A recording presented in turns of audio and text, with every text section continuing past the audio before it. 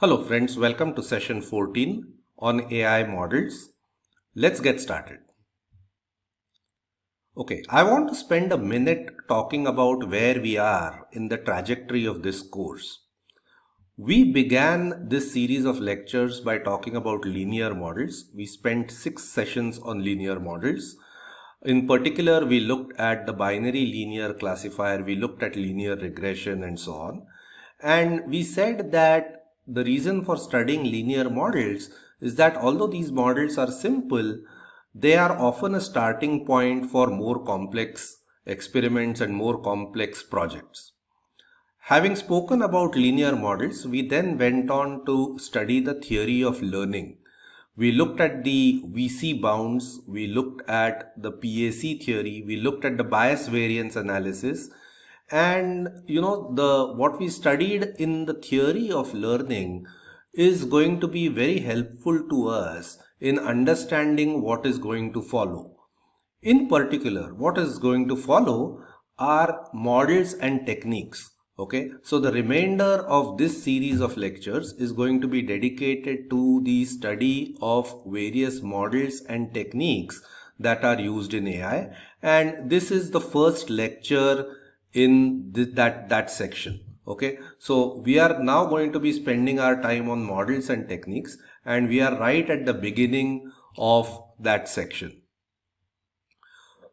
Now, clearly, when you're trying to solve practical problems, it's all about selecting the right model, right? So, the model for your problem may differ from the model to be used for somebody else's problem, and clearly the big decision to be made is selecting the right model for your problem, and therefore it becomes important to understand what various models available to you are.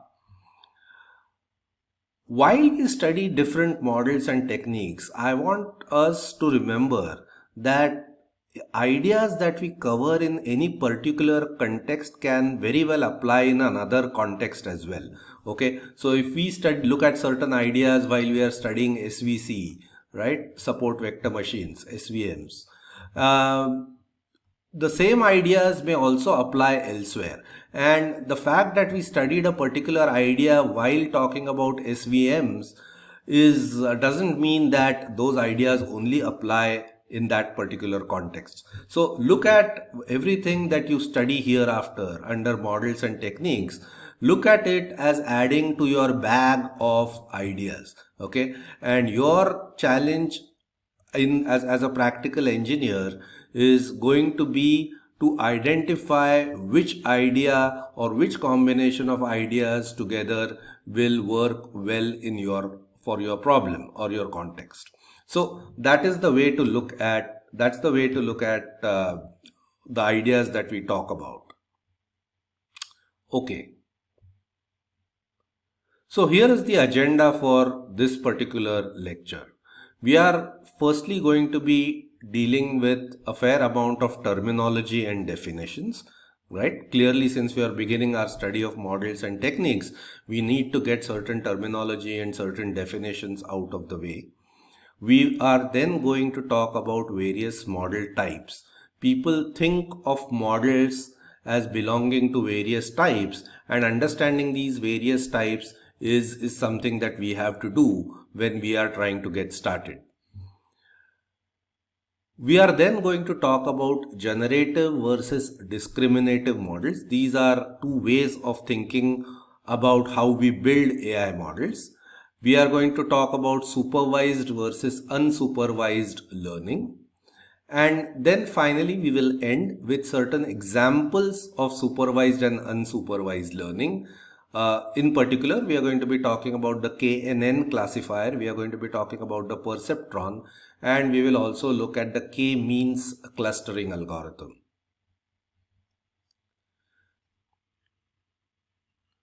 So what is an AI model? Here is the schematic that we have been looking at for the last several lectures. We said that there is a target function f, that maps the input space x to the output space y, right? So for every input xi, the target function produces an output yi. Now, what we are given are a bunch of training examples. Training examples are basically input-output pairs. For input x1, output y1 was produced. For input x2, output y2 was produced, and so on and so forth. So these are input-output pairs. Remember, x could be a vector. That means it could be a combination of several different input variables. And this is what formed the training examples given to us. We said that we had a hypothesis set H, which was essentially the set of all candidate functions out of which we would select the function that was closest to the target function. Okay, the function that we selected as closest to the target function, we called it the final hypothesis, indicated it by the letter G, and we said that G would closely mimic F as far as possible on unseen data. So not just the training examples, but also on unseen data, right? The job of the learning algorithm was to select the best hypothesis from this hypothesis set based on the training examples so that the error on unseen data was minimized. So what is the AI model in this schematic, in this framework? The AI model you could think of is the combination of the hypothesis set and the learning algorithm. I have indicated that with this red dotted box over here.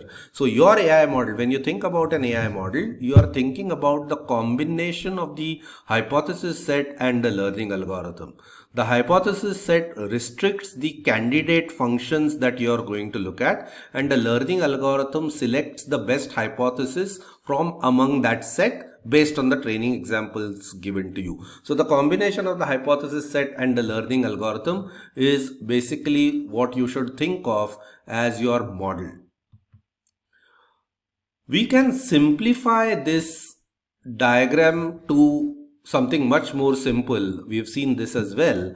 We are now going to be thinking of the AI model simply as something that learns. It has certain parameters. It learns on the basis of training data, and when given a test input, it gives you the predicted output. We have seen this sort of a image earlier in the lecture series when we looked at the linear models. So this is what your AI model is. This box is the combination of the hypothesis set and the learning algorithm. Okay. So what does choosing a model mean? We are going to use a diagram that we have used earlier in one of the lectures. This green area is the set of all possible hypotheses. Now that could be infinite, but I have to draw something, so I have drawn it as a green ellipse right here. This green area is the set of all hypotheses, and this red dot here is, let's say, your target function f, which you have to determine. Now the bias variance analysis told us that you would minimize your expected error if you restricted the size of your hypothesis set. Remember, we said that. So if your hypothesis set was restricted in complexity, restricted in size, that would help you achieve lower expected error. And you would get better and better if that restricted hypothesis set was naturally as close to the target function as possible, ideally including it, but if not, at least very close to it. So that is what you would like to do, and that is exactly what choosing a model means. Okay, that is an important aspect of choosing a model. When we say choosing a model, one important aspect of it is restricting the hypothesis set H. So we want to find an H, we want to find a hypothesis set H that is restricted in complexity but as close to the target function as possible, and that is an important aspect of choosing the model. Question is, how do you go about it? How do you go about it? And that is where you have to rely on observations, heuristics, experimentation, problem-specific techniques, and prior art. What do I mean by prior art? Prior art is what has been done by other researchers or other problem solvers in the past. And that is the reason why you need to study different models, different techniques, and that is what is going to help you identify or begin at a point where you cut down your journey to otherwise you are going to take ages finding the best edge. You have to rely on what others have done in the past. You have to know what has worked for for your category of problems, what has not worked, and that is what I mean by study of prior art. So choosing a model therefore requires you to study all the possible models out there and know what has worked for certain type of problems and what has not worked. Okay. Model categories. Model categories. Now, people have thought of models as belonging to different categories, and you could look at these categories by task, by the task that the model is supposed to perform. So you have something called predictive models. Predictive models is the category of models which, as the word suggests, predicts something. And classification, regression, we've looked at linear classification, linear regression. These are models, classification models, linear classification model, linear regression model. These are models that are in the category of predictive models. So spam detection, fraud detection are examples of classification. Price prediction of the stock market is an example of a regression model. Another category is the category of generative models. Now, under generative models, you have things like text generation, example chatbots that are commonly used, or models that generate images, music, or even software code, right? So those are generative models. And then you also have a category of models called decision making models, which are models that you employ when you implement games or you're building robots and so on and so forth. So these are examples of model categories by task. You also have model categories by technique, and there one category of such models could be traditional machine learning. What is known as traditional machine learning, where you talk about things like regression and decision trees. Another model category could be deep learning. You've probably heard this phrase before, and deep learning usually refers to neural networks or transformers that are extremely popular now. And then there are foundation models, which are large pre-trained models such as LLMs, right? So these are model categories by technique. And when you think about models, you could either sort of think about your model category by task, by what it is supposed to perform, or by the technique that underlines that particular model.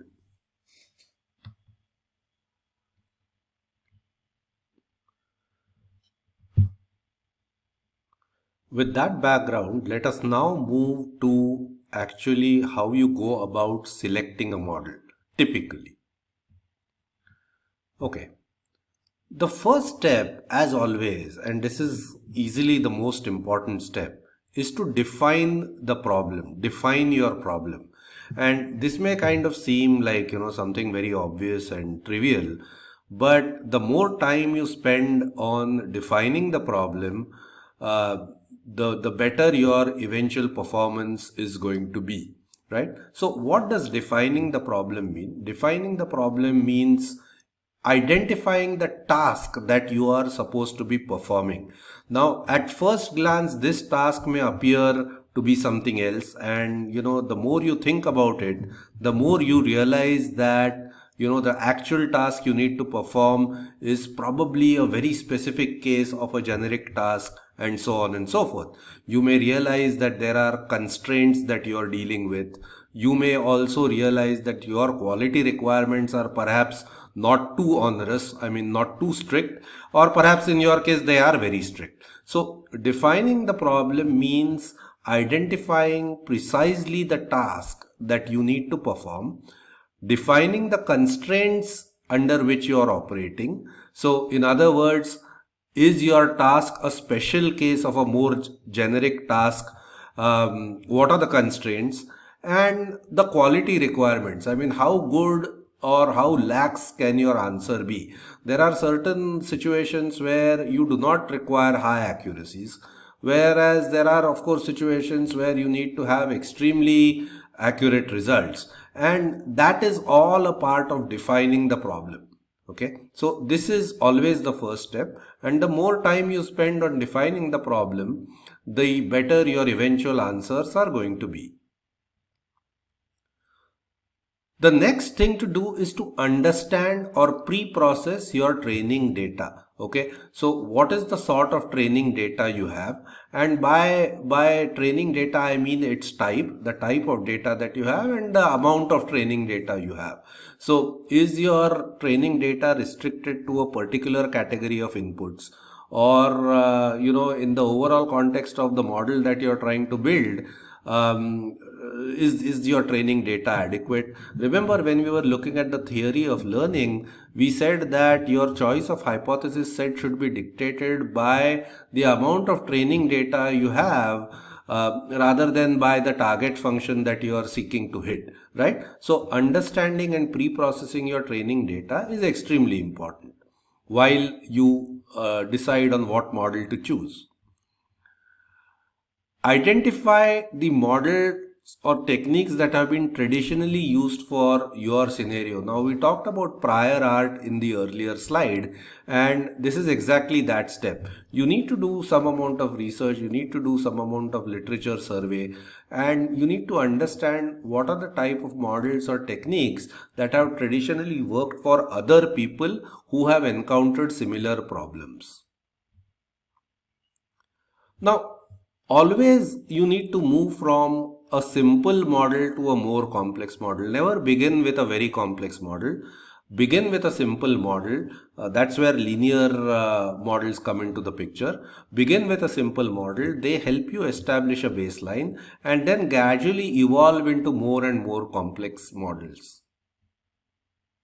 You need to iterate. I mean, all of this is going to be iterative. When you are at a particular step, you may think that, you may realize that you had made a mistake in identifying the specific task you had to perform, and then you may have to iterate. You may have to start all over again. So these are usually the steps that are involved in practice when you go about choosing a model. I know a lot of people simply jump to step three. I mean, why do you want to define your problem? Why do you need to understand your training data? Just do what somebody else has been doing or use something that is available off the shelf. I mean, that is the approach that a lot of people take. But if you want to bring some rigor into your model selection process, you are well advised to follow all of these steps, because that'll help you get better answers.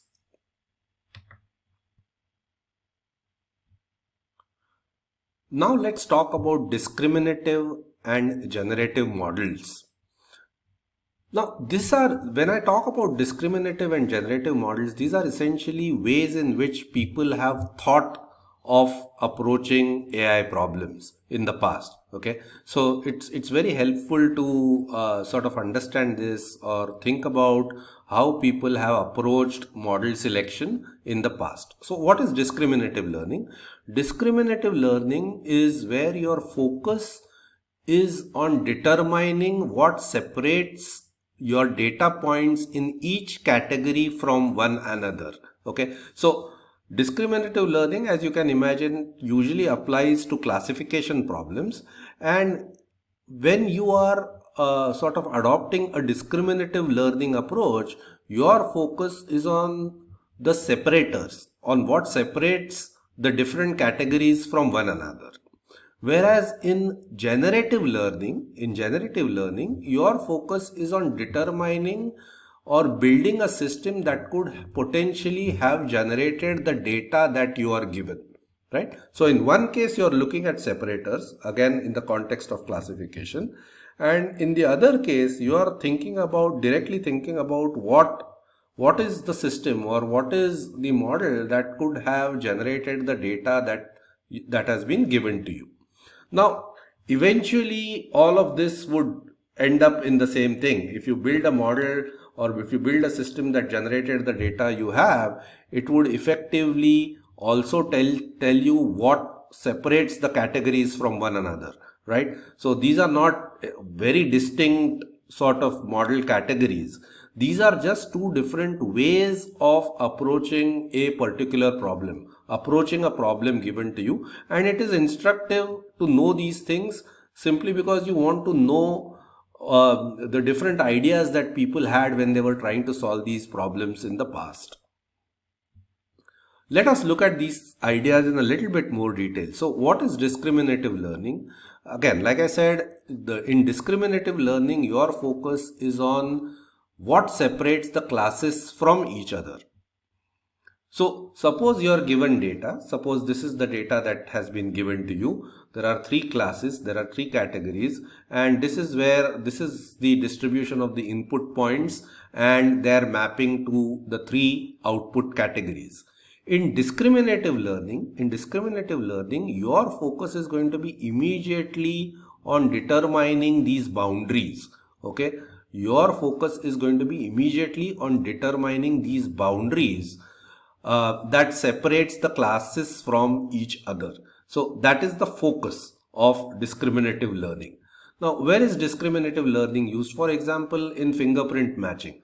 Okay, in fingerprint matching, you would be essentially you would be asking the question, what is it that differentiates one fingerprint from another? Similarly, if you are doing facial recognition, you would be asking the question, what is it that differentiates one face from another? What is it that differentiates my face from your face? So your approach to the problem is to find the separators. That is what discriminative learning is all about. And some examples of discriminative learning algorithms: logistic regression, SVMs, support vector machines, KNN, K-nearest neighbor classification, convolutional neural networks. All of these are examples of discriminative learning. Now, I said all of these are, the discriminative learning refers to typically classification techniques. We are talking of separators. I want to point, we have not studied this, but logistic regression is actually a classification technique. Okay.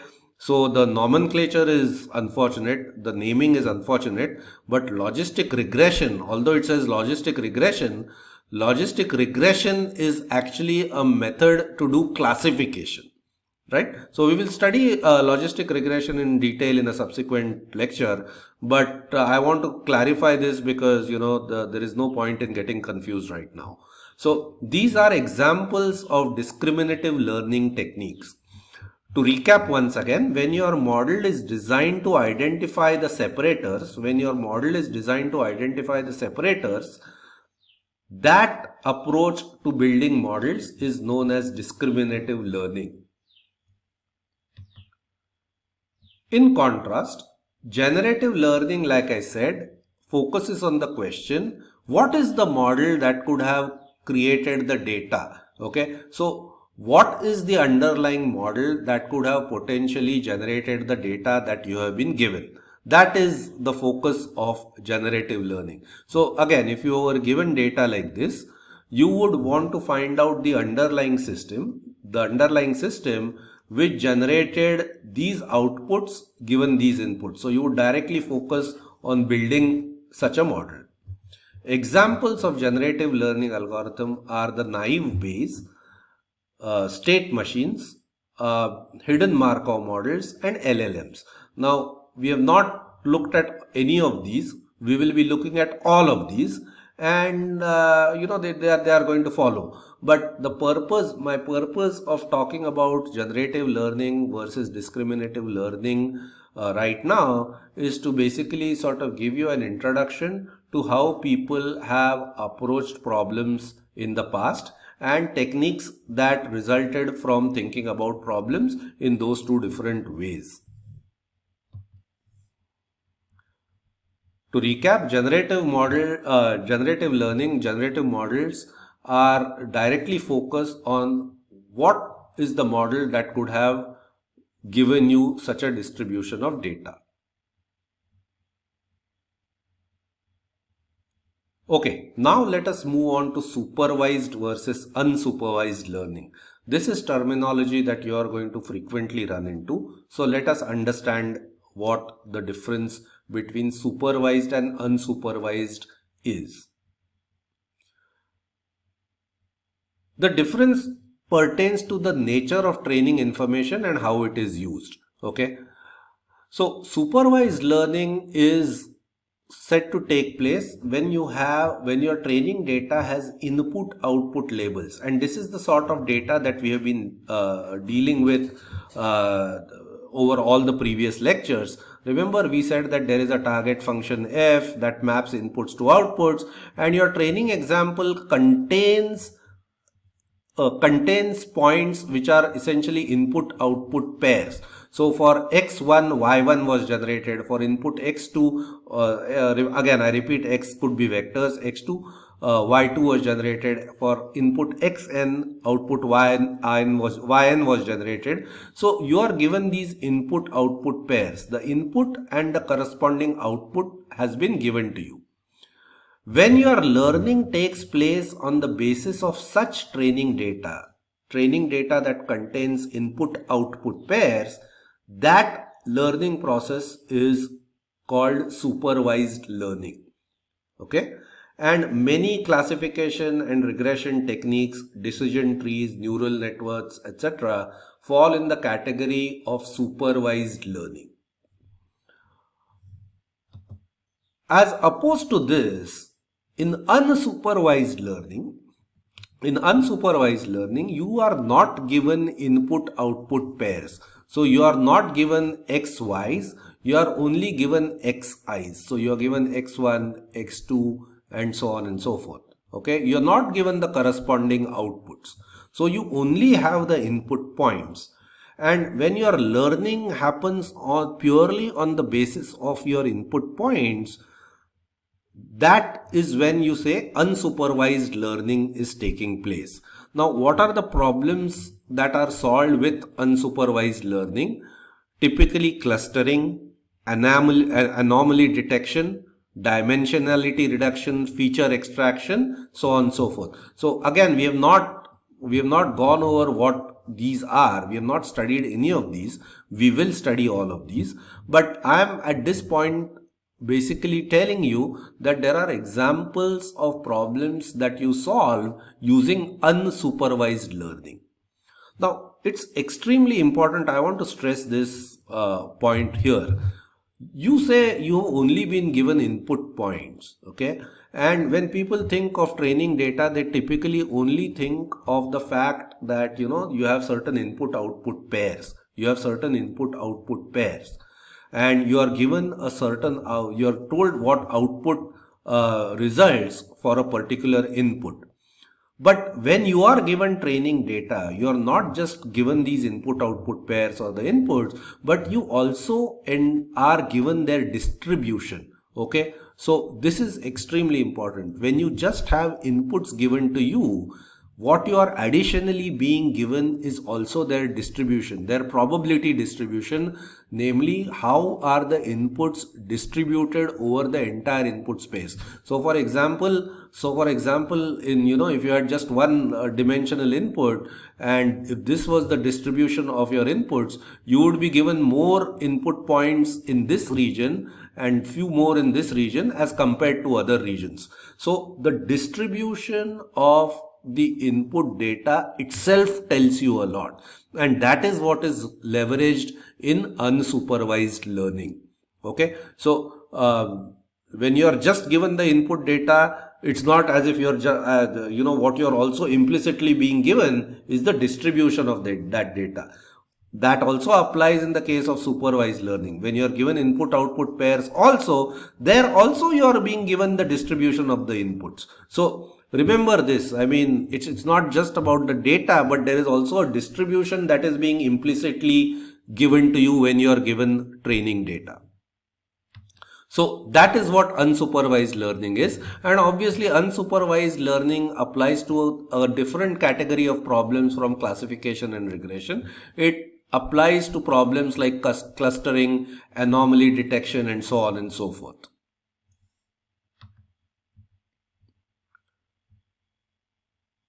There are certain variants of supervised and unsupervised learning which are also interesting and therefore worth learning. There is something called semi-supervised learning. Semi-supervised learning takes place when you have a small labeled set and a large unlabeled set.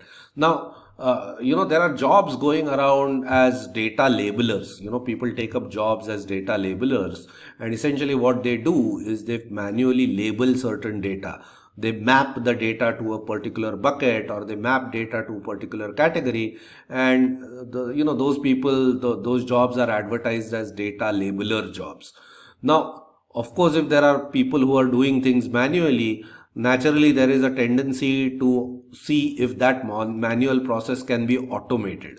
And that is where semi-supervised learning comes in. Semi-supervised learning takes place when you have a data set, you are given a bunch of inputs, and only for a fraction of those inputs you are given the corresponding outputs. Okay, so you are not, your entire input, your entire training sample does not comprise of input output pairs. There are few input output pairs, and the remaining data is just inputs. Okay. Now, when your learning algorithms work in that kind of an environment, that is called semi-supervised learning, and naturally it saves the cost of labeling. Now, you could think of a scenario where, if your data had this type of a distribution, you could perhaps be okay if a few of these points and a few of these points were labeled, the others were not labeled. You would still be able to do a lot with this kind of data. So that's an example of semi-supervised learning.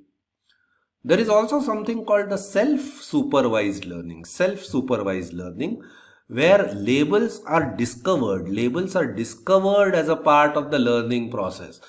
Okay.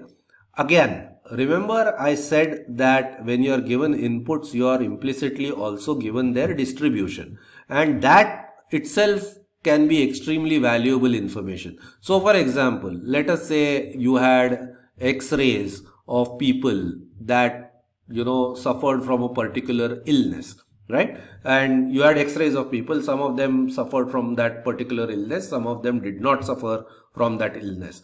And those X-rays, let's say, had clear differentiation in terms of how they looked like. Now you know that there are far few people typically who do not have that illness compared to the people, I meant to say it the other way.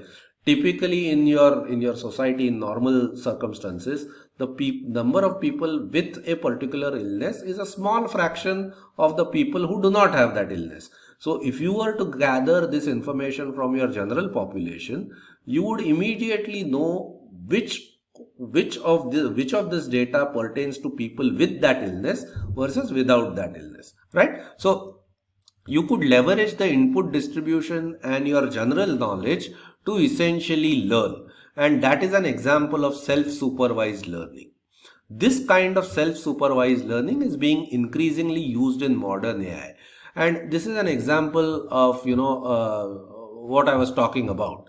Now, if somebody gave you this kind of data, right? If somebody gave you this kind of data and said that this was data, these were medical readings of people who had a particular illness versus people who did not have the particular illness, it does not, require you to be particularly clever to guess which of these clusters pertain to people with illness. Of course, this one, simply knowing what you know about society, this was probably the data about people who had that illness versus people who did not have that illness, right? So this is what I meant. This is what I meant when I spoke about self-supervised learning. Labels are discovered as a part of the learning process. Okay. There is another type of learning in addition to supervised and unsupervised learning, which is called reinforcement learning. So let us understand when reinforcement learning can be used. Reinforcement learning is used when you imagine your model to be a state machine with a very large number of states and unknown transitions. Okay. So You have a system that you are trying to model, which you are trying to mimic, and you are trying to build a model for that system. And suppose the model that you build was a state machine. Now, I assume everybody knows what a state machine is. State machine is basically a model that assumes that your system that you are trying to model has many states, okay, has multiple states, and the system is in a particular state at any point in time. It could be in a different state at different points in time. And if you are giving an input to that system, the output of the system depends upon the state in which it is. And when you give it an input, the system also transitions to a different state.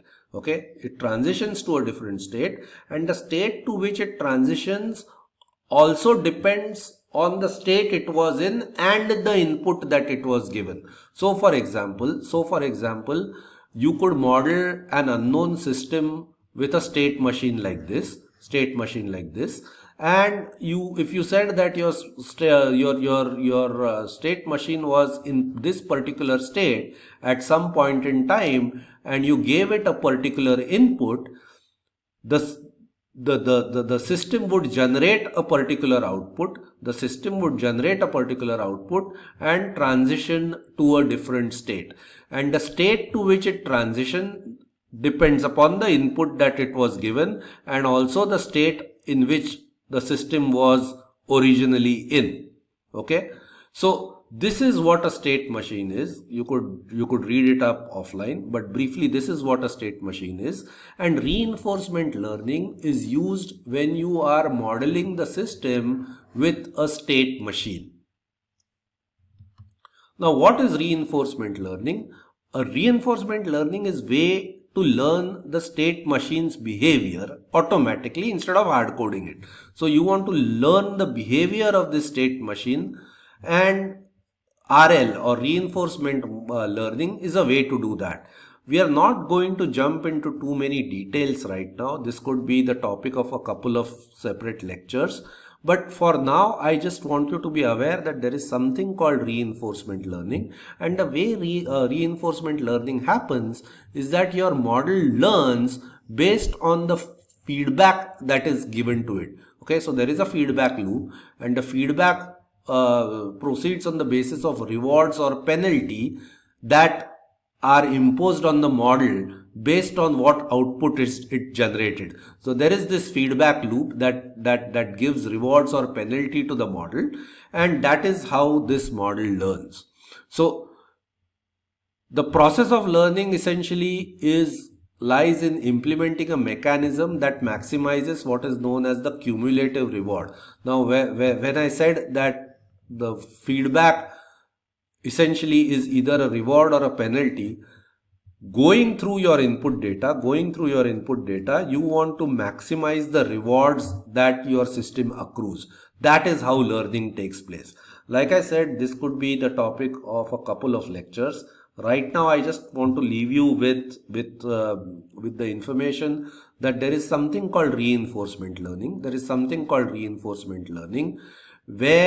Which is primarily employed when you try to model your system as a state machine, and usually such learning is deployed in the case of when you're building games or when you're building robots, because these are the kind of systems that are modeled using state machines. So that's reinforcement learning. Now let us look at an example of supervised learning, and we are going to be talking about the KNN classification algorithm. KNN basically stands for K Nearest Neighbour classification, abbreviation of K Nearest Neighbour classification, and of course it's a classification scheme. It's a fairly logical scheme if you ask me, and let's see how this works. Okay, so here is the method. Here is what you do in KNN classification. Given a test point, you base your classification decision on how the nearby K number of points from the training data have been classified. Okay, so you are given training data. This is supervised learning. So you have input output pairs of data. You know how the training data has been classified. And if you are given a test point, what you do is you determine k nearby points, k number of nearby points, see how they have been classified, and base your classification decision of the test point based on how those nearest neighbors have been classified. Right? So that is the crux of the that at a high level is how the KNN classification scheme works. And like I said, it seems entirely logical and intuitive. The underlying assumption, of course, in the KNN classification scheme is that similar input values produce similar output values. Okay, so similar inputs will produce similar outputs. Again, this is like an acceptable assumption to make. It sort of sounds logical, and of course, I mean, at all times we keep in mind the fact that the values that we are measuring, the dimensions or the independent variables that we are considering are relevant. So you cannot say that two people of the same height, I mean, if you use height as an input variable, you cannot say that two people of the same height will produce the same test scores. Right? So the input values that you have to consider are probably their, their capabilities, their efforts, and so on and so forth. So the inputs, as long as the inputs are relevant, okay, as long as the inputs are relevant, you can safely sort of assume that similar input values will produce similar outputs by and large, right? I mean, that's like a reasonable assumption to make. So here is an example. Here is an example of input data, right? And these have been classified into three categories: blue, yellow, and green. Like I said, this is supervised learning. So when you are given the input samples, you are also given the corresponding outputs, namely how they have been classified. Right? So what would you do in the KNN classification scheme? If you are given a test input indicated by this red dot right here, if you are given a test input, you are going to find some nearest points from the test data that you are given. So for example, it could be these points over here. You will find how they have been classified, and if the nearest points have been classified in the blue category, you will say that this red dot should also be categorized as a blue point. Okay, so look at the nearest neighbors, see how they have been classified, look at the majority, and then classify your given test point to that particular class. That is the KNN classification scheme. Let us formalize what we just said. So, given a test point to classify, the first thing you do is you find its k number of nearest neighbors. We will talk about what k is, but k is a fixed quantity. You find its k number of nearest neighbors. So 5 nearest neighbors, 20 nearest neighbors. K is a parameter of the algorithm. We will talk about it subsequently.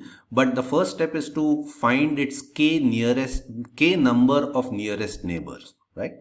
The second step is to find the class such that more neighbors out of k belong to that class than any other class. Okay. Now, if you have, let us say, 3 or 4 possible output classes, majority may not exceed 50%. So for example, in the previous slide that we saw, there were 3 colors. So let us say amongst the 10 nearest neighbors, if k was 10, you could have 3 yellows, 3 greens, and 4 blues. So 4 is not more than 50%. So it doesn't have to be like a 50% majority.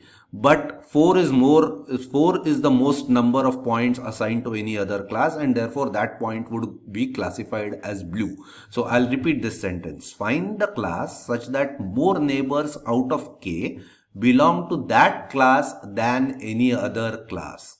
And finally, of course, you assign the test point to that particular class. That means the class with maximum count. Right? So this is what the KNN classification algorithm is. Like I said, it sounds entirely intuitive. It makes a lot of sense. and therefore it's a classification scheme that is sometimes used. Now, a few things will immediately jump out from this the statements that I have made. Firstly, what does nearest mean? Okay, this word nearest. What does the word nearest mean?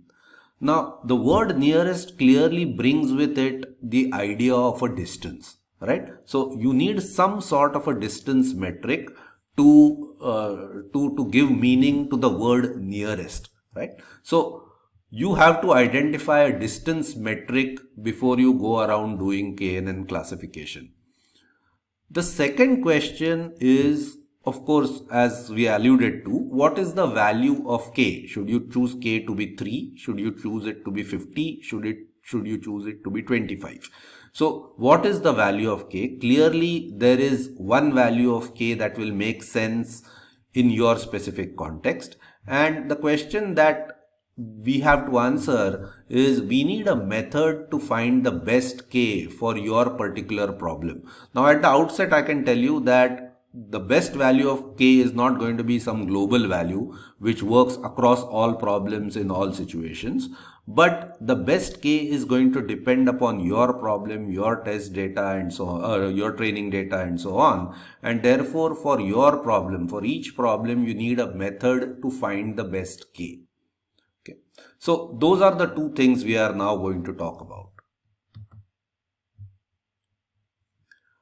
Firstly, the question of distance. We said we need a distance metric, and there are some fairly common distance metrics that are used. So let us say your n was the number of dimensions of your data. In other words, you have n independent variables.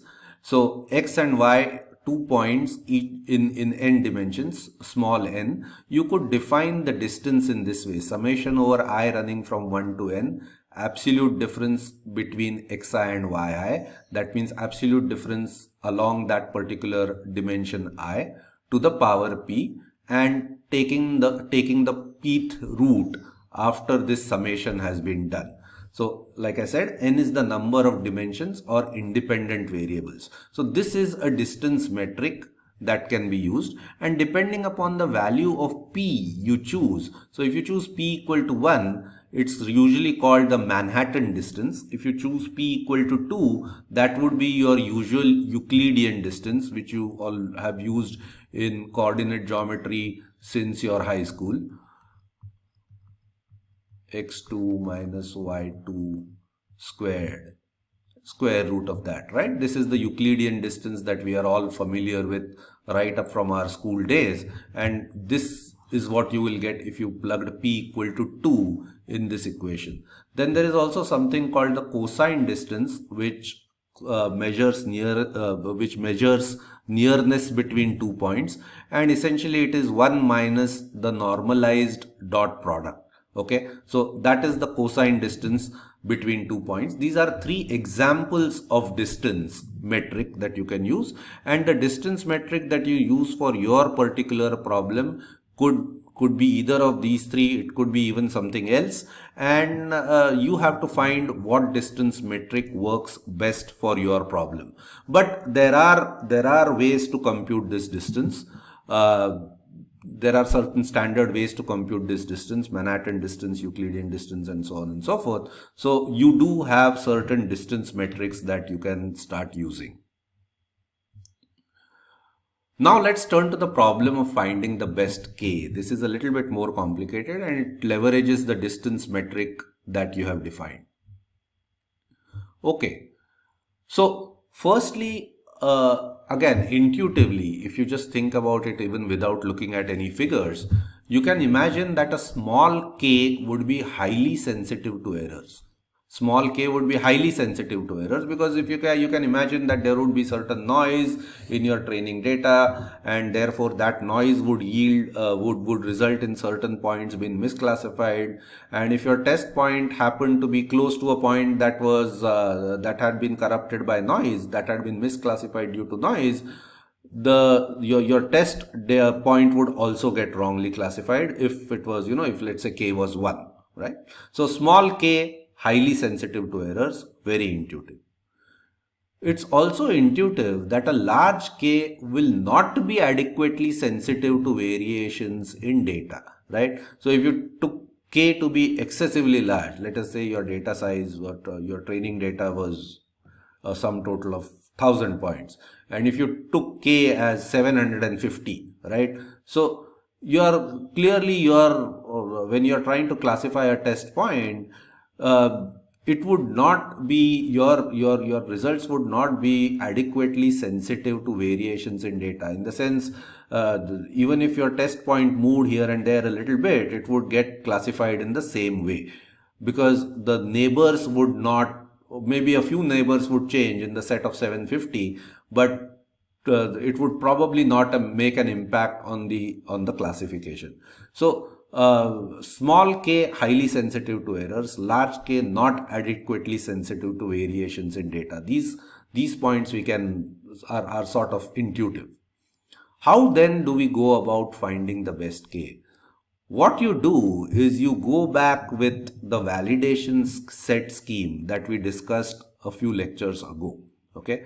So what you do is you break up your training data into a training set and a validation set. Like I said, typically 70% for training, 30% for validation, or 80-20, something in that range. But you essentially break up your training data into a training set and a validation set, and then you experiment over various values of k. So you may want to start with k equal to 1. 1 would probably never work, but you want to start with small values of k and go to larger and larger values of k.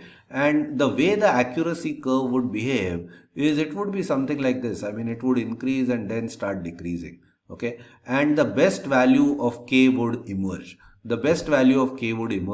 So let's say k equal to 8 was the best value for this particular example. But determining the value of k is going to be a matter of experimentation after breaking your training set into a training set and a validation set, and running the KNN algorithm on the validation set. Okay, so I hope this is clear.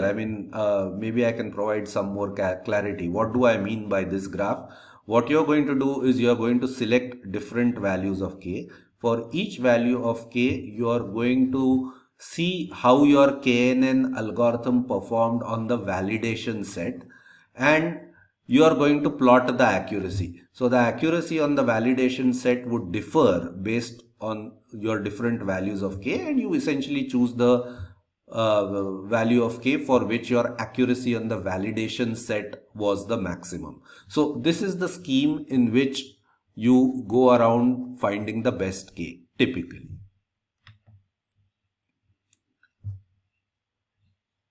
Now, what is learning? This is a sort of an interesting question. We always have spoken about supervised learning, right? Now, what exactly is happening here? Is there any learning per se? Well, here learning, you could say, is essentially finding the best k and the best distance metric, because your entire computation load is in determining the distances for your test point. So what is learning in the KNN classification? Learning is finding the best k and the best distance metric, probably in the other sequence, right? So finding the best distance metric followed by finding the best k is what constitutes learning in your problem when using the KNN classification scheme. Okay, let's take an example. Let's take an example of a classification problem that we are going to solve with the KNN classifier. Okay, and the reason why we are doing this is because a few nuances of the KNN classification will jump at you when you look at an example. Now, on the face of it, like I said, the KNN classification scheme is entirely intuitive, it's entirely logical, and it seems like a straightforward scheme. The reason why I am going over this example is to bring out certain nuances and to bring out another important point, that things that appear fairly intuitive and simple on the surface may be more complicated than you initially imagine. So there are always nuances, there are always certain tricky aspects that you may miss at first glance, and therefore even the simplest looking things you need to spend time on making sure that you are not missing anything. So okay, so what is this example that I am talking about? I am going to be talking about an example where we are going to predict what men are wearing based on their age and income. So we are going to predict their attire, we are going to predict what they are wearing based on their age and income. And our underlying assumption, like I said, is that these inputs are relevant, and we believe when we start, when we consider this problem, it's our belief that men's attire depends upon their age and income. So let's go with that assumption. And let us say you have three output classes. Group A is, men who wear a pajama or a dhoti. Group B is men who wear shorts, and Group C are people who wear sort of trousers, formal trousers or full pants, right? So these are three types of attire that men could be wearing, and you are planning to predict what a particular person wears based on his age and income. So age and income are the independent variables that you are looking at, and the output is the attire, group A, B, C, and these are the classes, these are the categories. This is what your training data looks like. So this is your training data. It's basically a table where you have tabulated the age, income, and the observed attire of those particular individuals. Okay. So let us see how a KNN classifier would work in this case. Here is a visual representation. So on the x-axis, I have plotted age going from 0 years to, let us say, 100 years. On the y-axis, I have plotted their, you can say, monthly income in rupees, going from 0 to, let's say, 1.4 lakhs, right? 140,000 rupees. This is our test data. What I have plotted here is our test data. So this is basically the table that you saw on the earlier slide. For a particular age and for a particular income in your training data, you observed what that particular man was wearing. And if he was wearing a pajama or a dhoti, if he belonged to group A, you colored that point blue. If the fellow was wearing shorts, you colored that point green. If he was wearing trousers, you colored that point red. And this is what your training data looks like, right? Now, if you are told that there is a man whose age is about 37 years. Okay, there is a man whose age is 37, 38, whatever years, and his income is, let's say, 84,000 rupees. 84,000 rupees is 38. Okay. Tell me what he is likely to be wearing. That is the question that you are asking. And what KNN classification tells you is look at people with similar ages and incomes. And look at what most of them are wearing, or look at look at the category to which has the maximum number of people in it from amongst those nearest neighbors, and assign and predict that this particular guy would also be wearing the same thing. So if you took a few nearest neighbors over here, it looks like majority of the points are blue. Out of 1, 2, 3, 4, 5 points, let's say 3 of them are blue, and you are going to say that this particular fellow, 38 years old with an income of 84,000 rupees, is also going to be classified as a blue point.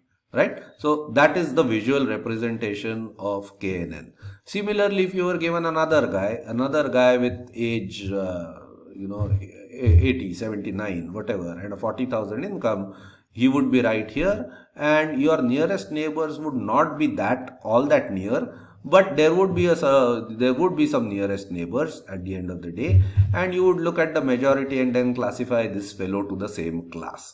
So the first thing that jumps at you here is that to find the nearest neighbors, the diameter of your circle could vary, right, depending upon the distribution of your training data. So here the circle is, if you're talking about 5 points here, your circle is this way. If you're talking about 5 points over here, your circle is considerably larger. So we are talking about k nearest neighbors. We are not fixing the distance. We are not fixing the distance. We are fixing the number of neighbors. That's important to understand. This is the visual representation of the KNN classifier, and you can, when you look at this figure and if you give it some thought, immediately certain disturbing things will start emerging, right? An algorithm that seemed very logical and straightforward, certain questions will start arising. Let's talk about what these questions are, what these nuances are. Firstly, like I said, neighbors depend upon the the first thing I said was that to determine the nearest k neighbors, the diameter of the circle, the circumference of the circle may be different.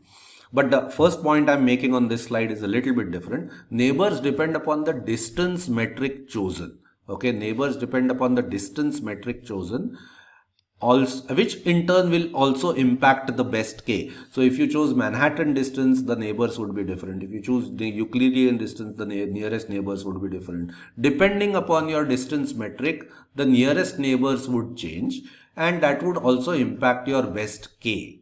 That is the first nuance. So choice of your distance metric, which is itself an experimental exercise, is going to impact your nearest neighbors and your best k. You need to scale the input variables. Now this also you would have realized when you looked at the earlier figure. This is the earlier figure. We have drawn, each of these intervals. On the x-axis is 10 years, on the y-axis it's 20,000 rupees. And if you just took the Euclidean distance over here, if you just took the Euclidean distance between any 2 points over here, what are we saying? Are we saying that the impact of a 10-year age difference is the same as the impact of a 20,000 salary difference? Is that what we are saying? I mean, clearly that may not be the case. This is a visual representation which I have just taken, a random scaling on the x-axis, a random scaling on the y-axis. And 2 points may appear to be close or have similar distance amongst them, but the underlying assumption you would be making in that case is that the impact of 10-year age difference is the same as the impact of a 20,000 rupee salary difference, which may not be the case, and you may need to scale the input variables to ensure that the distance metric along each axis, if you're going to be using Euclidean distance or if you're going to be using Manhattan distance, the numerical difference along the x-axis and the numerical difference along the y-axis has similar impact on your outputs. So in other words, if this was the distance metric with I being the different dimensions, you may have to introduce scaling. You may have to introduce parameters alpha I being different for different i's, which scale along every dimension, right? Before you evaluate this quantity. So you may have to introduce quantities alpha i's over here, and alpha I would be such that, which sort of normalizes or scales the variables along different axes. That's the second nuance. Okay. Now, what is observed is that nearness or distance in higher dimension tends to become less and less meaningful because all neighbors tend to be far. Consider the example of Euclidean distance, for example. If the distance along one axis was very high and the distance along other axis was relatively less, your overall distance between the 2 points would also be very high. And that means that the whole idea of nearness or the whole idea of distance is going to fail.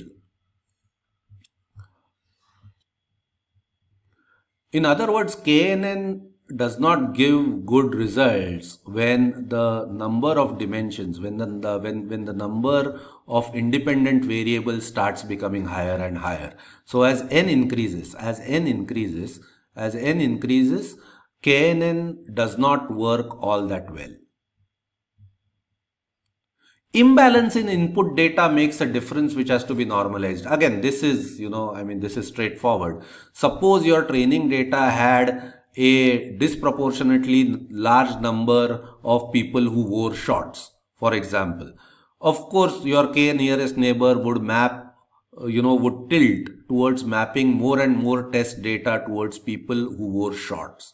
So your input data should not be imbalanced. It should be a correct representation, or its distribution should reflect the actual distribution of your overall input space. So your input data cannot be disproportionately tilted towards one output category.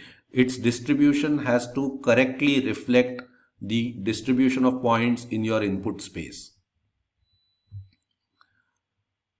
Distance weighted computation is inversely proportional to distance. So, when I talk about things like nearest neighbors, etc., there are certain variations that can be introduced. So, what you can say is that instead of treating all the k nearest neighbors in the same way, you could give more importance to the neighbors that are the closest, right? So the KNN algorithm, as we described, gives equal weightage to all the neighbors, all the k nearest neighbors. Whereas what you could do is you could introduce a nuance where you give more importance to the nearest of those k neighbors. You could give it more importance than something, that is relatively far away. And the other way of saying it is that you could have a distance weighted computation where the weight you assign to a neighbor is inversely proportional to the distance from the test point. Okay, like I said, your training, I say no training here, but like we saw in the earlier slide, your training was basically choice of the distance metric and the choice of k. But there is the computational load in KNN is high. On the when you are actually running the algorithm on the test point, because the bulk of the computational load is in finding the distance, and when you find the distance for each test point, you are going through a significant amount of computation. So you are using your training data as is. That is why I said there is no training other than to find your best k and the distance metric.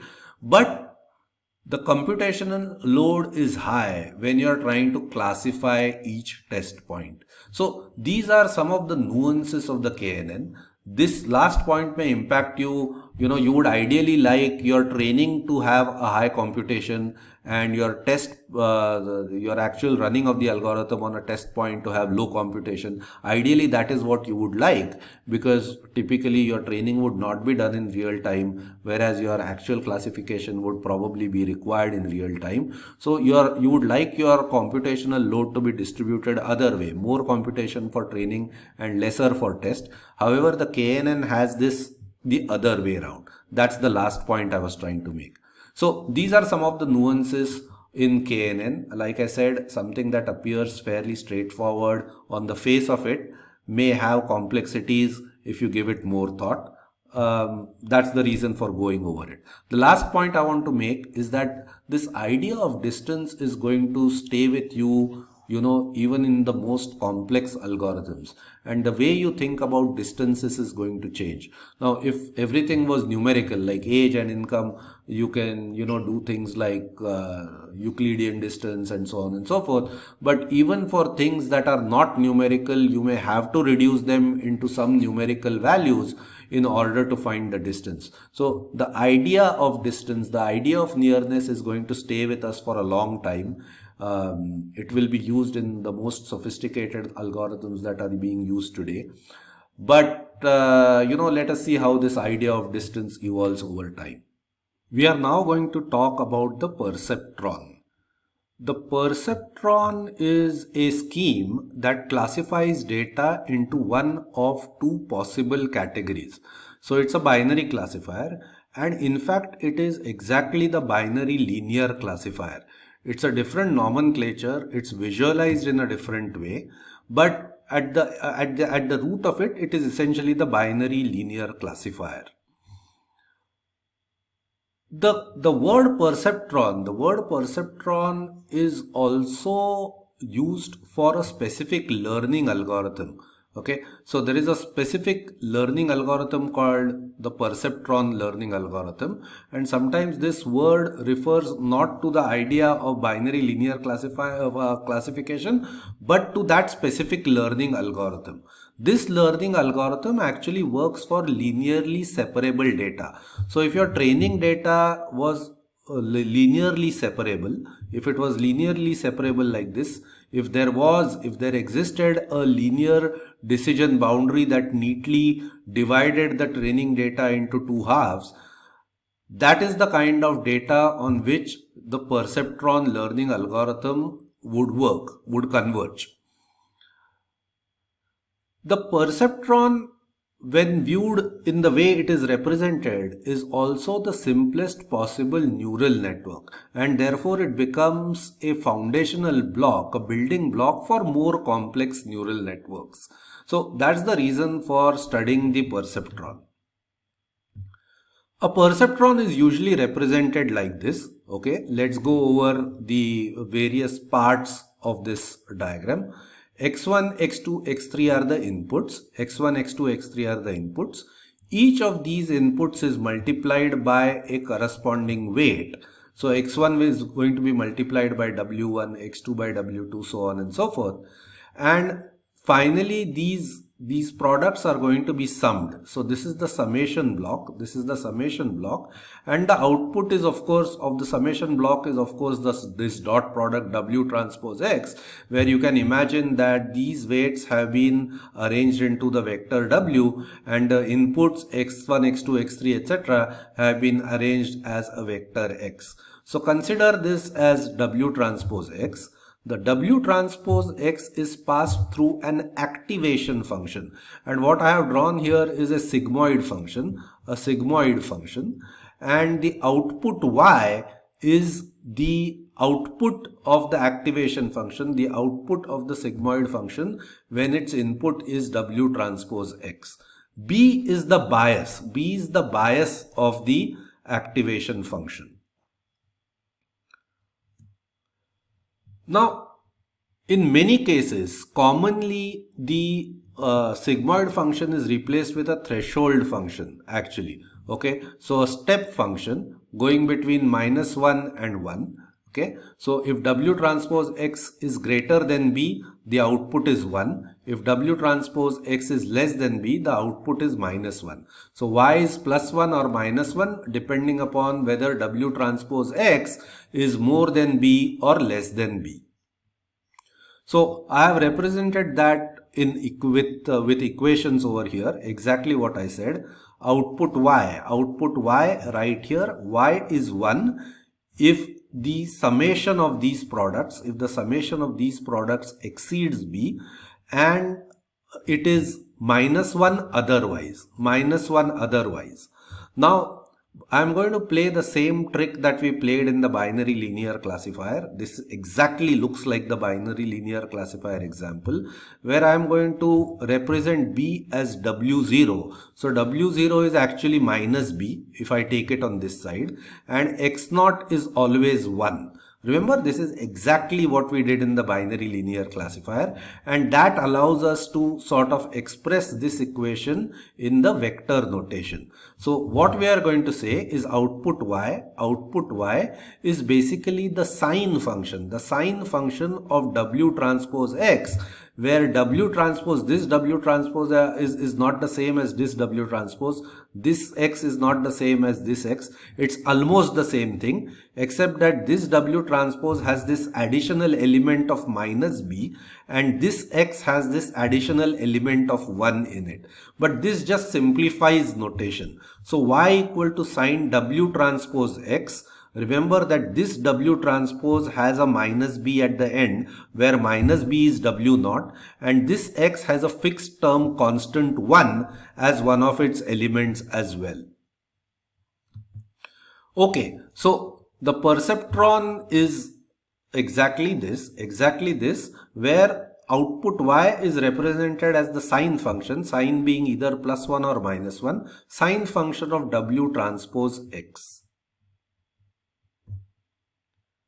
Now, the word perceptron even sounds like the word neuron, and the origin of the perceptron, it said, was also in an effort to mimic the working of a biological neuron. Okay, the neurons in our brains.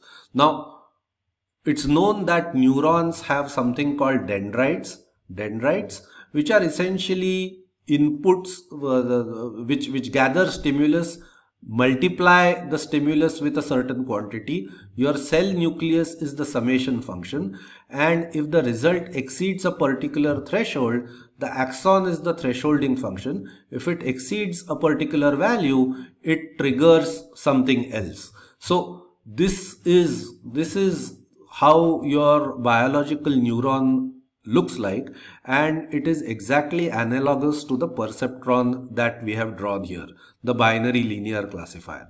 So this is the analogy. I mean, this is the correspondence between dendrites and this inputs multiplied by weights. Your cell nucleus is actually the summation function, and the axons are, they replicate the threshold function. So that is the similarity. And I thought I should mention it here because it has certain origins. The idea of perceptron originates from the idea of how a neuron in your brain works.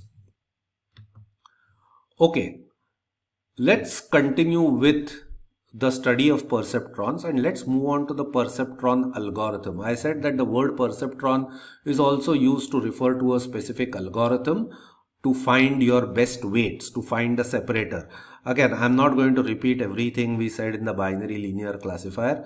Our purpose is to find the weight vector, right? And the weight vector is actually the equation of the hyperplane, the separation boundary that separates the two classes. And as I said, the perceptron algorithm will work if your input data is linearly separable. So what is the perceptron algorithm? Again, I'm using the notation that we have used several lectures ago, many lectures ago actually. X1, X2, X3, etc. are your input vectors. Okay. Y hat, Y1 hat, Y2 hat, Y3 hat, etc. are the corresponding observed outputs in your training data. Now, remember, there are observed outputs. That is there are observed outputs that are given for your inputs. That is why perceptron is an example of supervised learning, which is why we are talking about it in this lecture.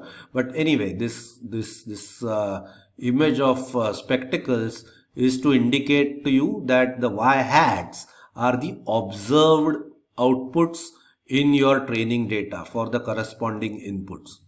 Now, Y1, Y2, Y3, Ym, etc. are the computed outputs for particular value of weight, for a particular value of the weight vector. They are computed as sine of W transpose X, as we saw in the previous slide.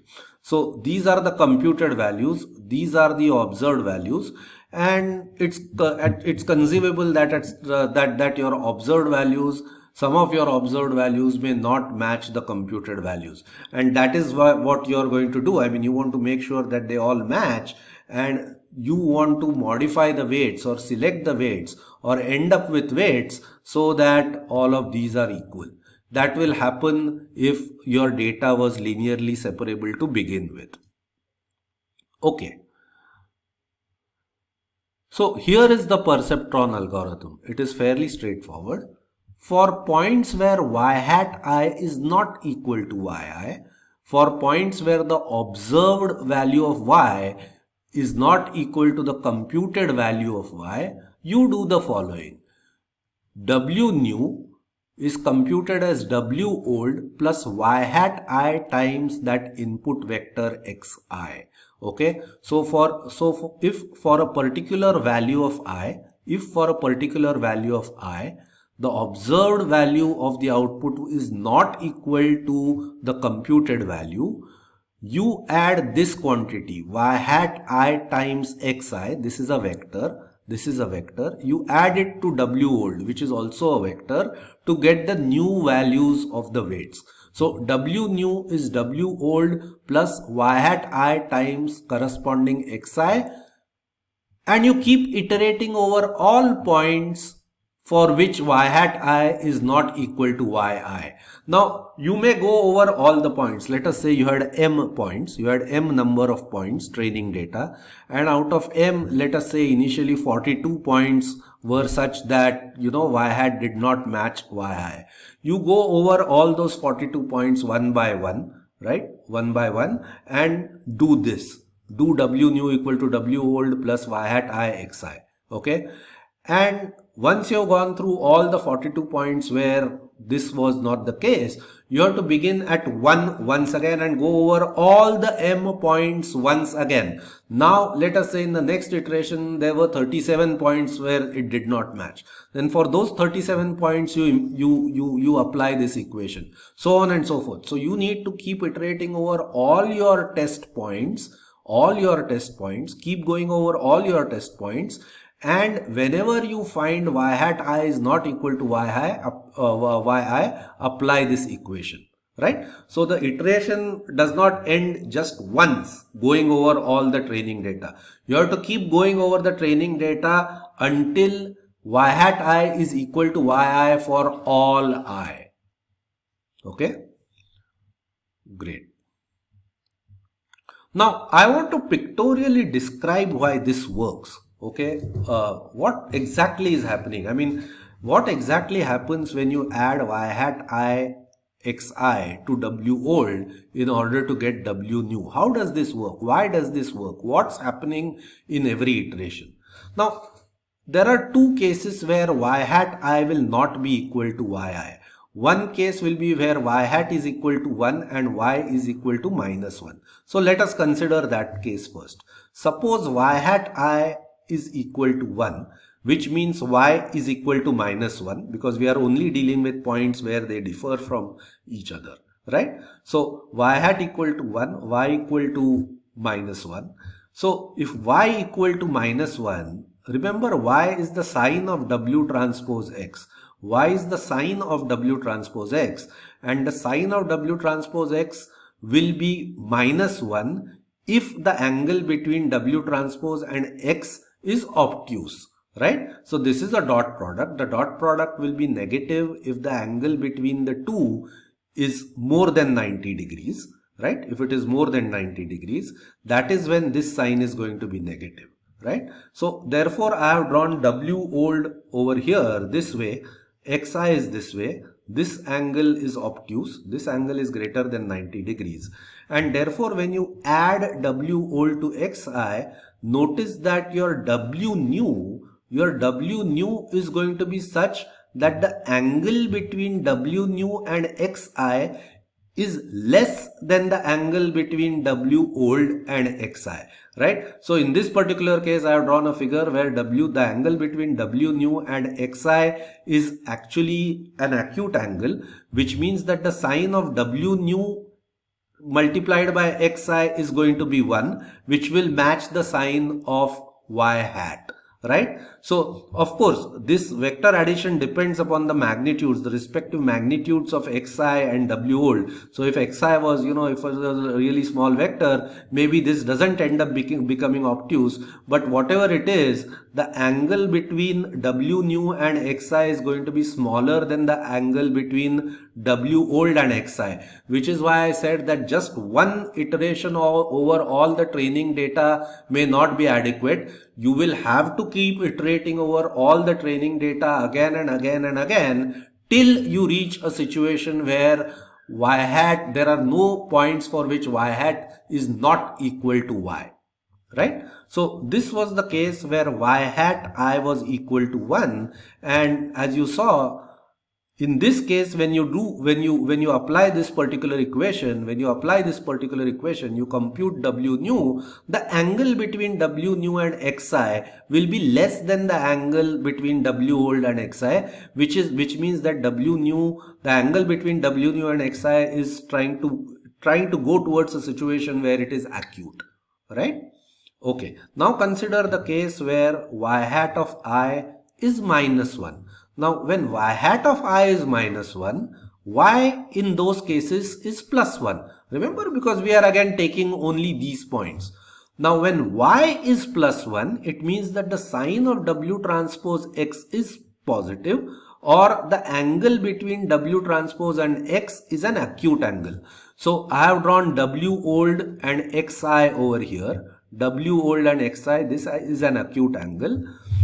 Y hat is negative, remember? So I am going to multiply Xi with a minus 1. This is minus Xi, and when I add minus Xi to W old, my W new is something like this.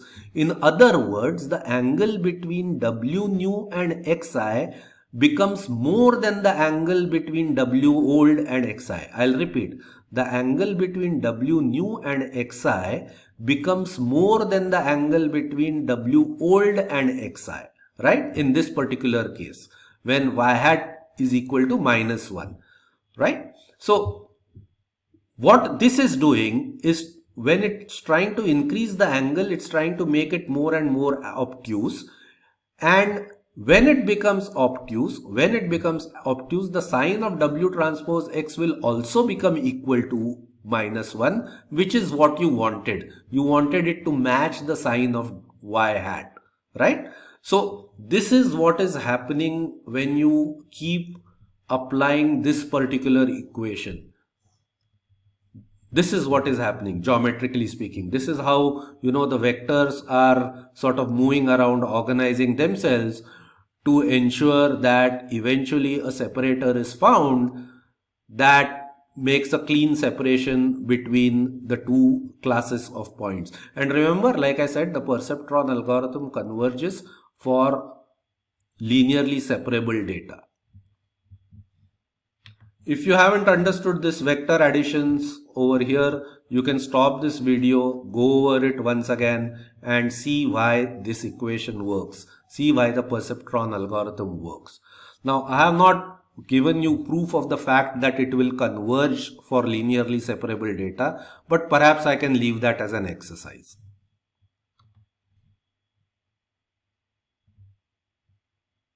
Okay. Now, let us look at this perceptron algorithm in a little bit more, in the context of what we have studied earlier. This is the perceptron algorithm. Whenever y hat is not equal to yi, you modify the weight vectors in this manner and keep iterating over all the training points again and again and again and again till there are no points for which these two are unequal. Right? So that's the perceptron algorithm. Like I said, it converges if the points are linearly separable. And what will keep happening is that this hyperplane will keep moving around until it reaches a stage where, it finds a hyperplane that makes this clean separation possible. I want to compare, when I said in the context of what we had studied in the past, my intention was to compare the perceptron algorithm with the mean square error gradient descent algorithm that we studied many lectures ago. Okay, so I have replicated the mean square error gradient descent algorithm. Remember, the gradient descent algorithm told us that W new was equal to W old plus this quantity. Right? So there was a summation involved. Y hat I minus yi times the vector xi. This was the step function that we had introduced, and this m in the denominator was just the average, right? So this equation looks fairly similar to the perceptron algorithm. This equation, the equation for computing the gradient descent at every step, looks very similar to the perceptron algorithm. What are the differences? Of course, what are the similarities? Let's look at that first. Y hat I minus yi. Clearly, when they are both equal, this will be 0. So, that's why we are only dealing, the perceptron algorithm only deals with points where they are unequal. And that's exactly the case in gradient descent as well. Wherever they are equal, this term doesn't contribute at all. What is the other similarity? You are essentially adding a multiple of xi to the W old to get a W new vector. What is the difference between two algorithms? The difference is that in the perceptron algorithm, you are going one point at a time. You are going one point at a time and you are iterating over all the points, right? As opposed to that, in the gradient descent, what we did was that in each case, we did a summation. We did a summation over all points I. We did a summation over all the training data, and we sort of found the average vector and added it to W old to get the W new. So in the gradient descent algorithm, there was some kind of an averaging going on, and in the perceptron algorithm, you are actually going point by point, right?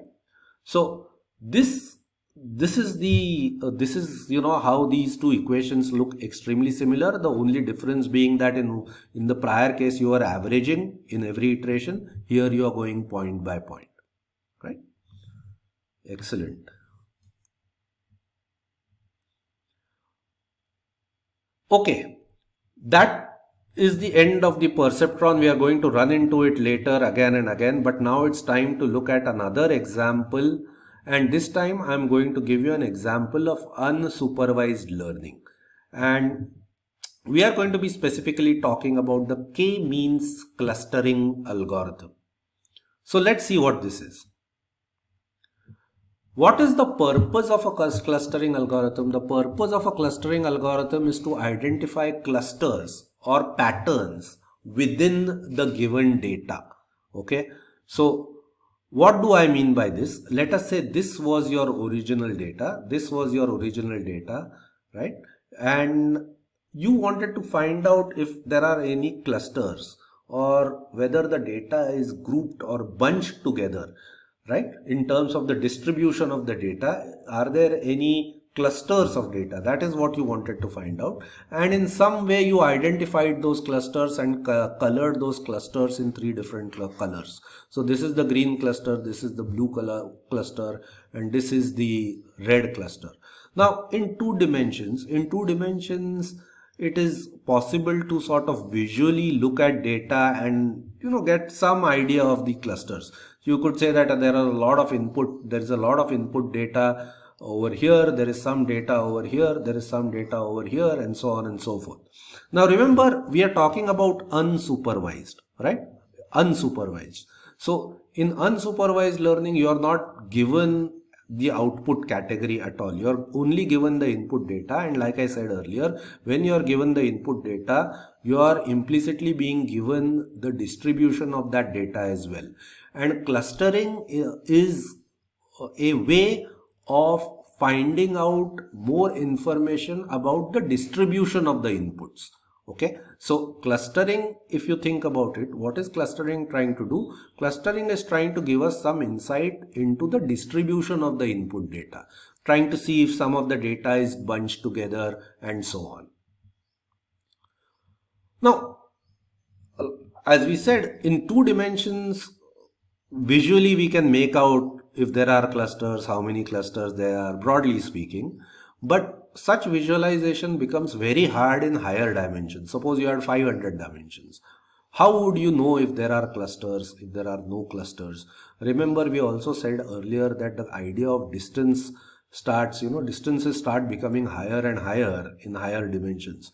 And therefore, we need techniques. Therefore, we need sound techniques to identify if there are clusters in the data, particularly when the number of dimensions or the number of independent variables that you're talking about is very high. The k-means algorithm is one such technique to identify clusters in your input data. That is the purpose of the k-means algorithm, and because there are no outputs associated with your training data, this is an example of unsupervised learning.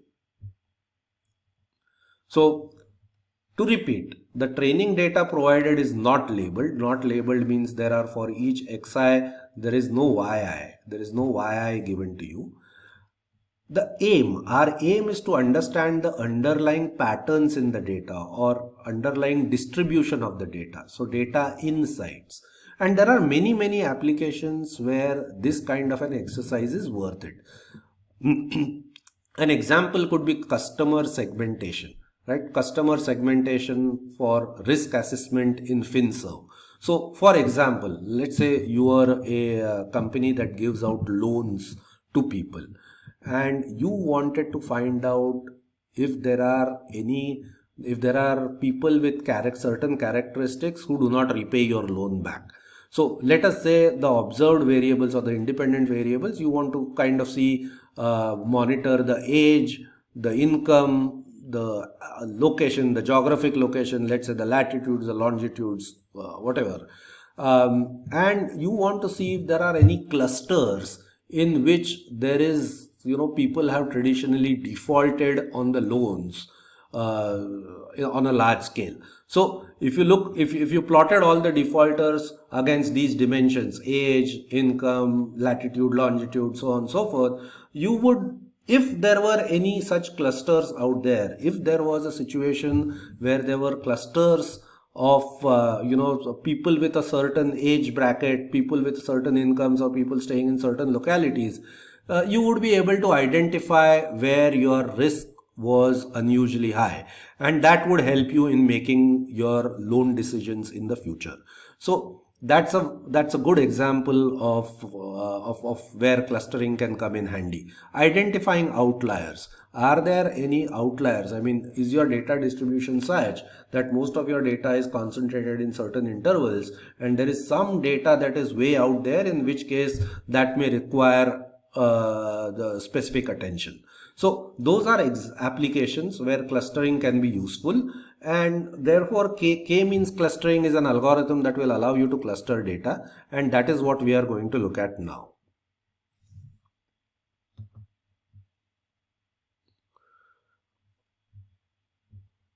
Okay, let's begin by asking ourselves certain questions, right? Before we give answers, we have to have some questions. So what are the questions that would immediately come to your mind when you think about clustering?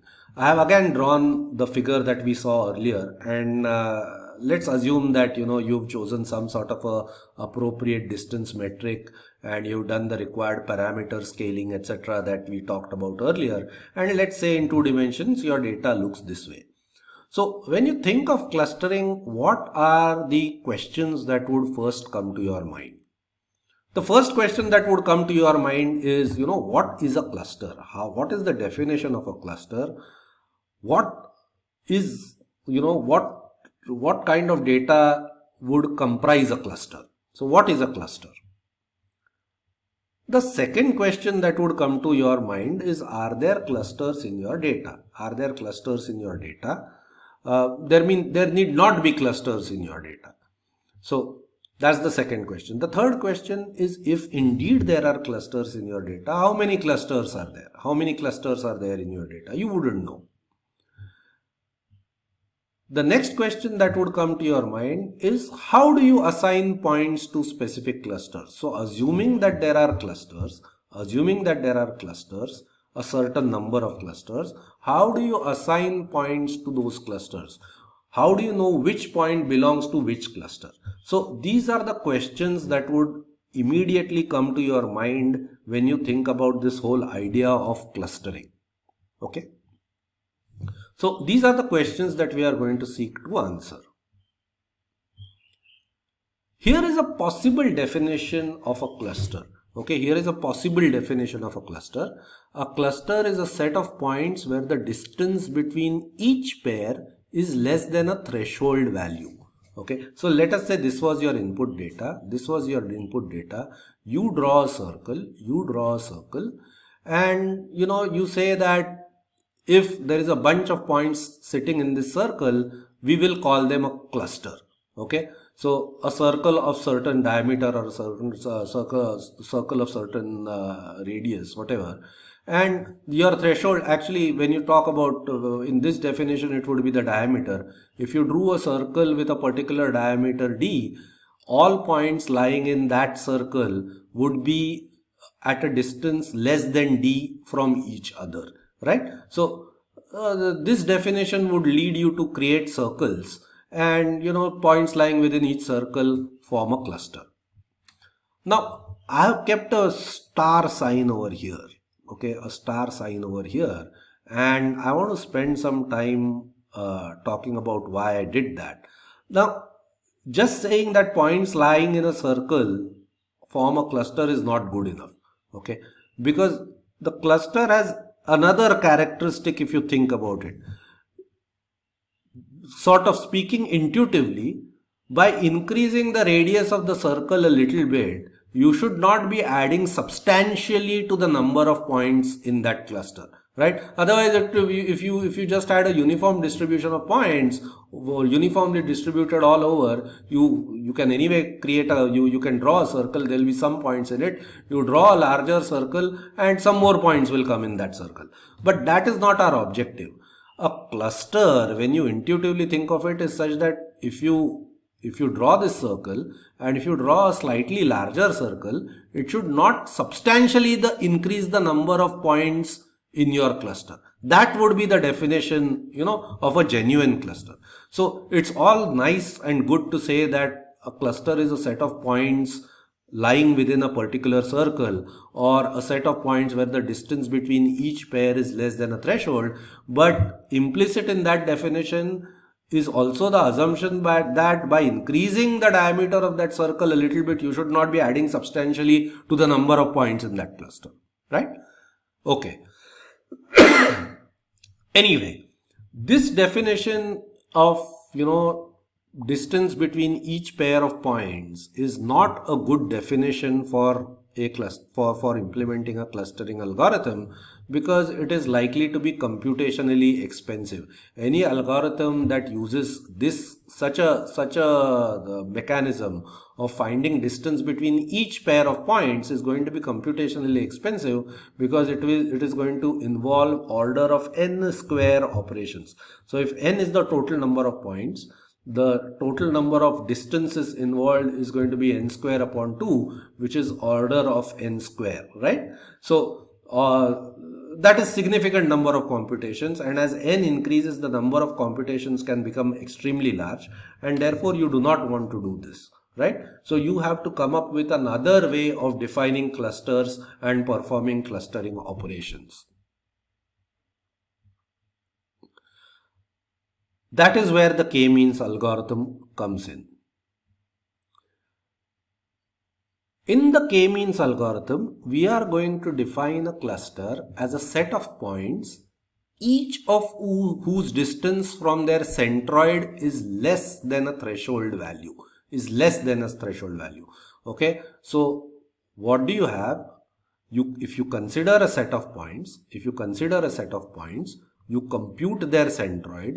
You know how to compute their centroid. You know the definition of a centroid. It's basically the average value of x. The x coordinate is the average x coordinate, y coordinate is the average y coordinate, and so on in more dimensions.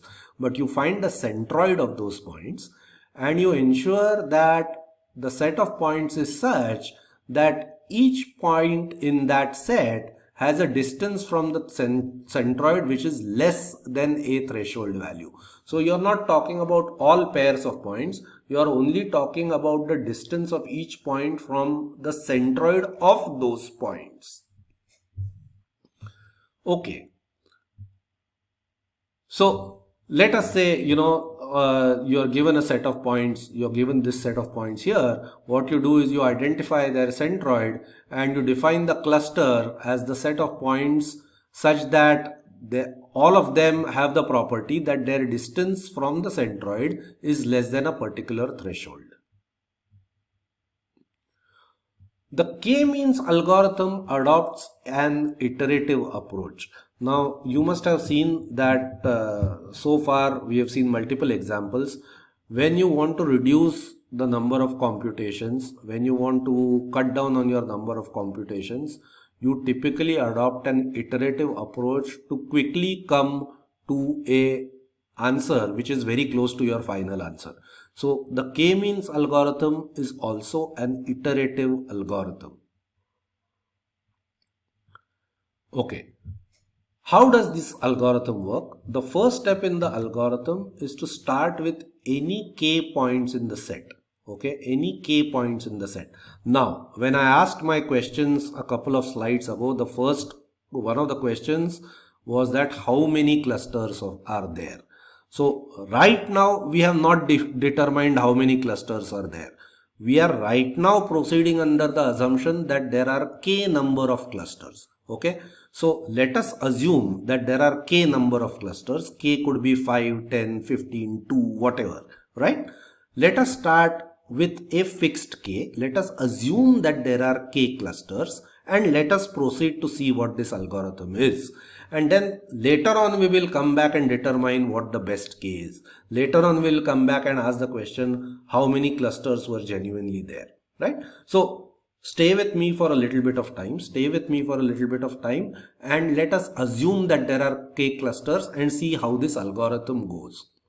So you start with any k points in the set and you call them centroids. Okay, you call them centroids.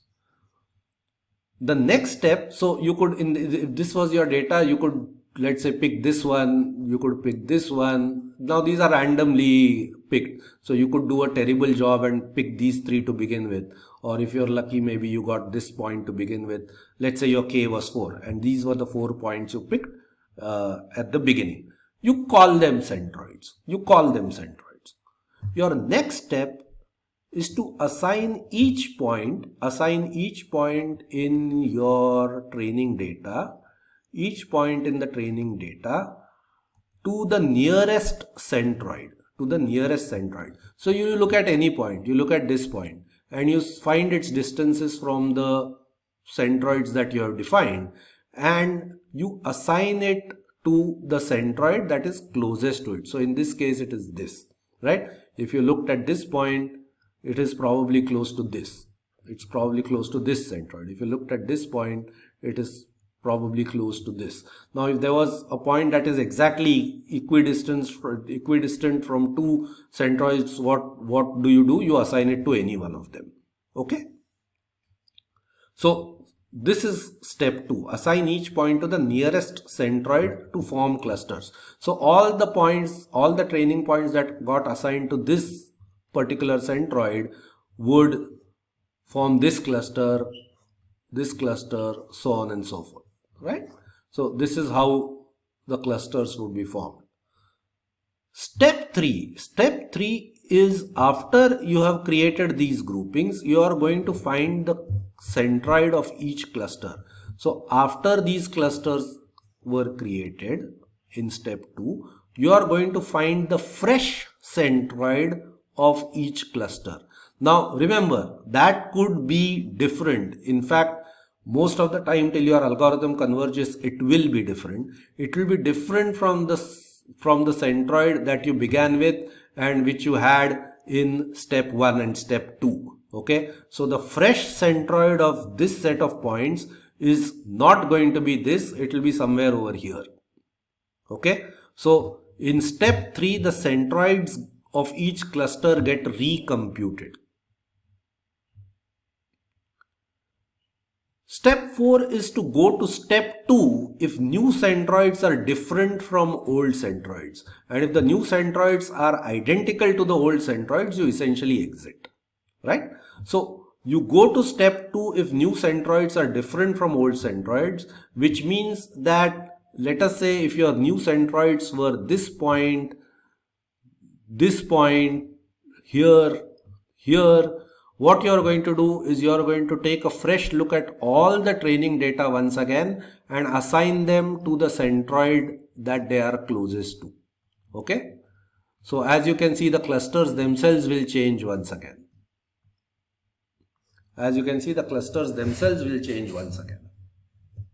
So that is step 4. And you keep on iterating until your centroids basically don't move anymore. This is the k-means algorithm.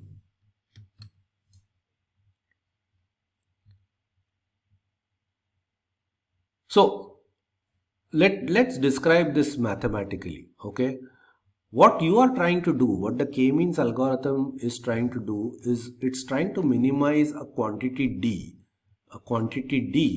which is the summation, which is the total distance, the summation over points 1 to n. There are n number of points. Here n refers to the number of training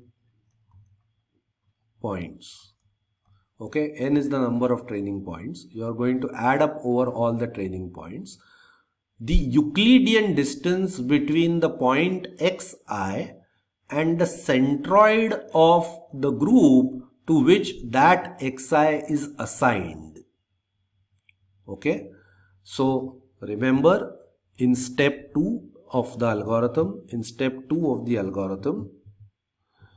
we said that we would assign each point to the nearest centroid, right? So each point has associated with it the centroid of that particular group, What you are effectively trying to minimize is the summation over all points of the distance of each point from the centroid of the group to which that xi is assigned. I'll repeat. The k-means algorithm tries to minimize a quantity d, which is the summation over all the points given to you, all the training data, the Euclidean distance xi minus mu ci square, where mu ci is the centroid of the group to which that particular xi is assigned. That is what the k-means algorithm is going to do. So, like we said, in step 2, we assign each point to the nearest centroid. And in step 3, we find the centroid of each cluster all over once again. Why do we, if these are our steps, these are the steps that the k-means algorithm follows, why am I saying that the k-means algorithm minimizes this quantity? Why is that the case? I am claiming that you will eventually reach a minima for d. You are going to minimize d. And why do these two steps minimize d? If you want to stop this video at this point, please go ahead and think about why these two steps followed one after the other iteratively, would minimize this quantity d. I am going to proceed and give you the answer to that question. The reason why the k-means algorithm is going to minimize this quantity d is because iteratively, when you keep following over these steps, each of these steps, step 2 as well as step 3, is minimizing d. Okay, so in each of these steps we are minimizing d. Why does step 2 minimize d? Because each point is being assigned to the nearest centroid. So amongst all the centroids that are available to you, xi is being assigned to the group of its nearest centroid, and therefore this is going to be minimized. And in step 3, find the centroid of each cluster. The definition of the centroid, when you are using the Euclidean distance as the metric, is basically the fact that the centroid actually minimizes this distance. That is the definition of the centroid. So in each of these steps, effectively you are minimizing d, you are making d smaller and smaller, and therefore you will eventually reach a minima for d. Now, is that d guaranteed to be a global minimum? No, that is not assured. And therefore we may need to experiment with different starting points. So for example, if you had a particularly bad day and you began with these 3 centroids, you may not converge to the global minimum for d. You may have to experiment, and then maybe you, in one of the experiments you chose, ended up choosing these 3 as your initial starting points. That would perhaps lead you to, the global minimum for d. So while it is true that each of these steps 2 and step 3, minimizes this quantity d, the value of d that you get depends upon your initial choice of the centroids, and therefore it need not be a global minimum, and therefore you may have to experiment with different randomly chosen starting points. Okay. Now, the k-means algorithm, again, like I said, to emphasize, it is actually minimizing this. and it is computationally much more efficient compared to finding pairwise distances. The order of computation is n times k, where k is the number of clusters that you have assumed in your input data. Very important point, as the algorithm proceeds, your centroids need not be data points. Okay, let's keep that in mind. So your centroid may actually not be a data point. That doesn't matter at all. All you're trying to do is find the clusters. And if the centroid of the cluster is not a data point, you don't care about it. In fact, they will not be data points as you keep iterating. Okay. Now let's answer the question that we had postponed earlier, finding k. How many clusters are there in the input data? What we have done right now in the previous 3-4 slides was to define the k-means clustering algorithm, assuming a value of k, assuming that there are k clusters. But we don't even know how many clusters there are. So how do we find the number of clusters? Well, all you do is, you keep repeating the exercise. You experiment over different values of k. You experiment over different values of k, and you plot the final d against the values of k. You plot the final d. Remember, for each value of k, your final d itself will involve experimenting with different starting points for centroids. But eventually, you will have a minimum d for each k after several experiments, and you do this plot. What results is a graph. Usually, if there are clusters in your input data, usually you end up with a graph that looks like this. Okay, usually you end up with a graph that looks like this, and this is called an elbow. Okay, this is called the elbow method, and the elbow is this point, which is the point of diminishing returns. So increasing the number or increasing the value of k is not going to make a significant difference to the value of d, and that is the point where that is your k. That is the number of clusters you have in your input data. So your elbow method is the method of plotting the final d against different values of k, determining if there is such a breakpoint, an elbow, if there is an elbow like this, and finding the value of k at which that elbow appears, and that is the number of clusters you have in your data.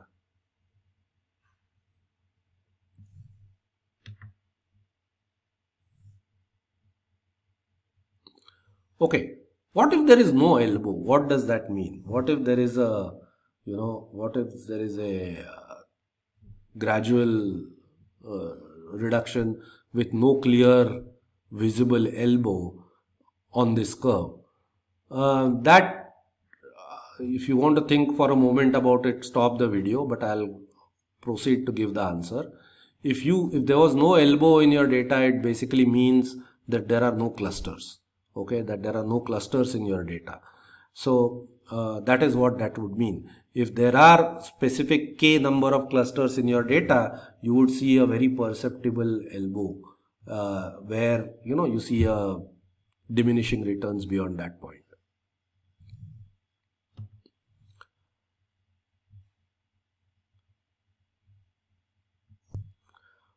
Okay, I am going to end this lecture with a few questions as always. My first question is, can you relate the value of k in the KNN, k nearest neighbor classifier to the bias variance analysis that we did when we studied the theory of learning? So how is k related to the bias variance analysis? How does changing the value of k, how would you equate it to increasing or decrease bias or variance, right? So relate the value of k to bias variance analysis. My question 2 is, how can class imbalance in KNN be addressed?